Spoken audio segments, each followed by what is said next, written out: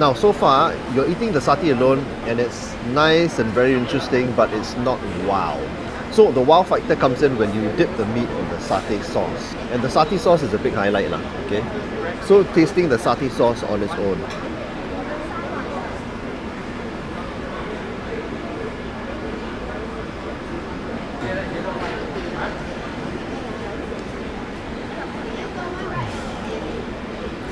Right.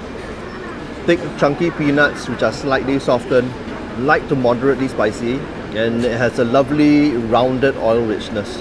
At this stall, they mix a bit of pork oil into the mix so that there's this lard richness in the satay sauce. And that's what makes it taste so good.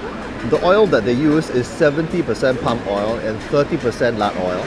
And according to Mr. Teo, he said that he would actually love to use 100% pork lard for the satay sauce itself. But that would make the satay too expensive for his customers because pork fat is expensive. Also, another point is that customers don't like oily satay sauce. So they don't put a lot of oil into each bowl. But if you like a little bit more oil richness in your satay sauce, just like me, just ask them for more of the oil and they will gladly accommodate you, just like this over here. This one's the one with not much oil, and this one's the one with much more oil. So, customary for Hainanese satay, they will also put in some pureed pineapple. And that has the effect of very subtly freshening up the satay sauce, very subtly, with some tanginess and fruitiness. However, it is interesting that the pineapple sauce is actually not smooth and has a rougher, chunkier texture.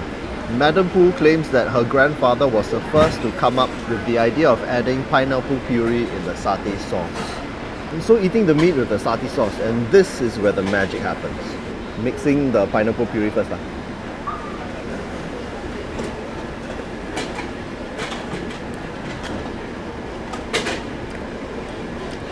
So of course satay sauce should complement the meat but it is especially true at the stall.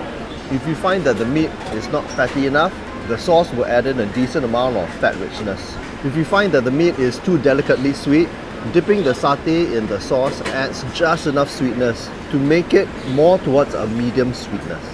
And the sweetness never goes overboard here.